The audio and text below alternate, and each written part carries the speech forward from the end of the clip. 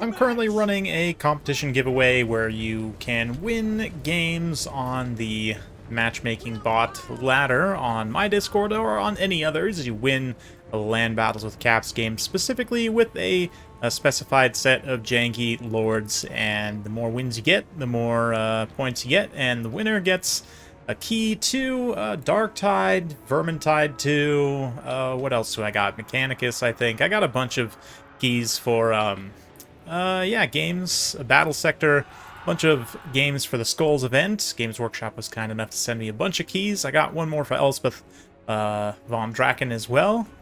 And, of course, one for base Warhammer 3, so if you want to win a copy of it for someone you know, there's still plenty of time left. The competition does run through Tuesday night, U.S. Mountain Time, but this one is Sipa versus Pigman, both of which are going for the competition. Sipa coming in hot with a high Beastmaster versus the Magistrate for Cathay, of course. Looking at the rest of the builds here, we've got Righteous Lances of Wage In, some Jade Lancers through the center here as sort of a forward force. Looks like Peasant Archers and Jade Warriors is a backline here.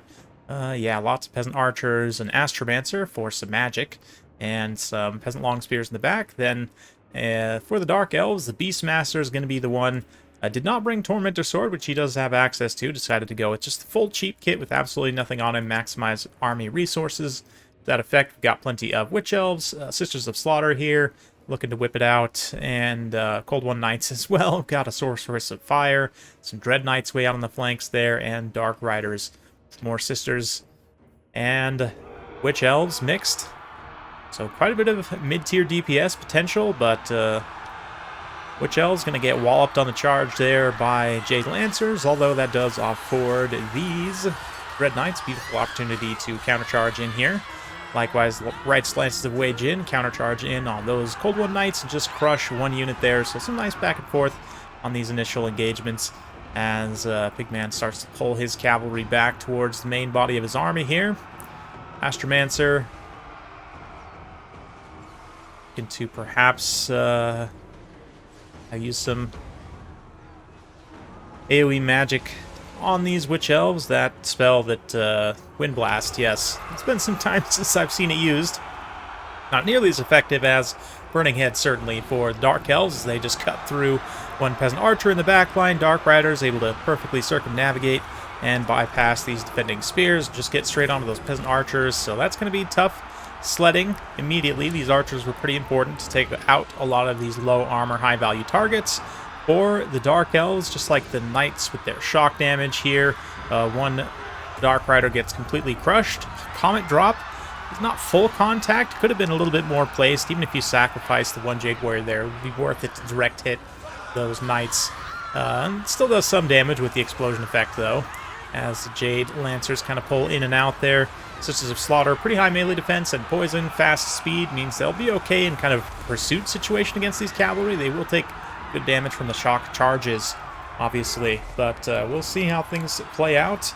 I haven't watched this replay up until right now, so hopefully it's a good one, although I trust both these players are pretty decent. Should be a decent one for sure. Sisters of Slaughter coming in, just whipping up those long spears, and archers still persevering for the time being. Let's see if they can get set and start shooting in here to some of these, like I said, high value, low armor targets, which Dark Elves do have a lot of here. Another beautiful Burning Head, though, is going to cut one Peasant Archer down. That's also going to trigger Murderous Prowess, so all these Dark Elves across the field here will be getting a nice melee attack and more buff, of course. Another Comet does come down, murdering my frame rates, and plenty of these Witch Elves and Cold One Dark Riders. Yeah, even Knights. Red Knights.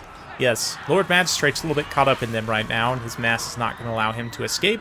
The Beastmaster is also anti-large with his whip and spear combination, so he could potentially get in here. Right now it looks like he's trying to work down the Astromancer, which he's definitely doing over time. It's taking him some time, but getting some really nice value considering how cheap he is. Yeah, high Beastmaster, not the best combatant in the world, especially in terms of armor, but plus 25 bonus versus large means he can definitely get some good hits in there, even if it's not the best AP values in the world. But, yeah. Cathay starting to see some breaks. They're neck and neck still in terms of value, Pigman even being slightly ahead, arguably, in terms of damage value here, as his cavalry is able to hit out and punch pretty hard at these low HP Dark Elf units. That being said, Magistrate finds himself in a bit of trouble here as the Beastmaster turns his spear onto him. He's going to try and pull away and out of this engagement there, smartly so. Does not want to tangle with that Beastmaster.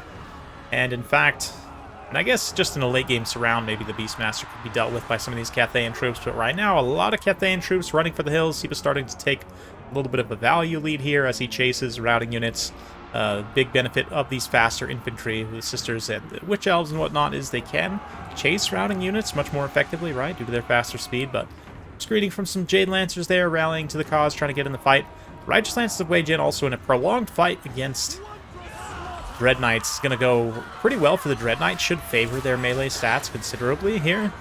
Let's see, I mean, 56-45 versus 45-43. Yeah, see, they're slightly better overall, less weapon strength, but similar, well, they're outnumbering them significantly right now as well. The Cold One Dread Knights outnumbering the Righteous Lances, so not going to go too well for the Cathayan Air Force there as they start to fall behind. And yeah, Pigmen really didn't rise much beyond that value threshold that we saw him at before, as Dark Elves took a pretty decisive situational lead there, crushing a lot of the strength of what was left here with the Jade Lancers and whatnot. Yep, Pigman going to throw in the towel there, so sometimes those land battles with caps games can go on a little long if the player wants to try and make it a game, but Pigman not really having any strong single entities, doesn't really have any reason to try and kind of grind it out here. It's likely just to lose, so understandably throws in the towel there, just keeping Seep in the win. And it's an interesting one for sure. I mean, the High Beastmaster, tactically, I feel like just helping to deal with the Astromancer was helpful, less so than Lord Magistrate. Not like he's really going to do anything for you. One of the worst lords in the game, definitely, but for the rest of the Dark Elves, yeah, Sisters of Slaughter and Armor-Piercing Knights, and just in general, high DPS fast infantry can be quite potent against Cathay. Pigman definitely suffered as his archers got ran down in many cases. This would have been where a lot of value could have come from, but obviously Grand Cathay not having any missile cavalry does set them back in being somewhat vulnerable to rushdown builds like this, especially with good disruption, like we saw Sipa employing there. Credit to Pigman, though, did use his cavalry fairly effectively to try and break up that advance. All gets really good value for the most part. Yeah, nicely done for the most part across the board there. It's just the infantry. I mean, it's tough with Cathay, I would say. I don't know that I would necessarily go with this much infantry, but then, like, to think about what I would take in its stead, it's hard to say, really. Maybe just try and super overinvest in missiles and just, you know, create, like, a very dense volume of fire, or I don't know, to be honest. Maybe you need something a little bit more heftier than Peasant Archers, so they'll stand up a little bit better against charges of various things, but it's tough to say. Cannons definitely are a decent play right now. You can protect them, but certainly easier said than done against a good player like Sipa. But it's an interesting matchup for sure. Hopefully you guys enjoyed that. If you do like this sort of content, be sure to like, subscribe, hit that bell notification button. Every time I upload a new video, you'll be notified. Thanks again. We'll see you next time.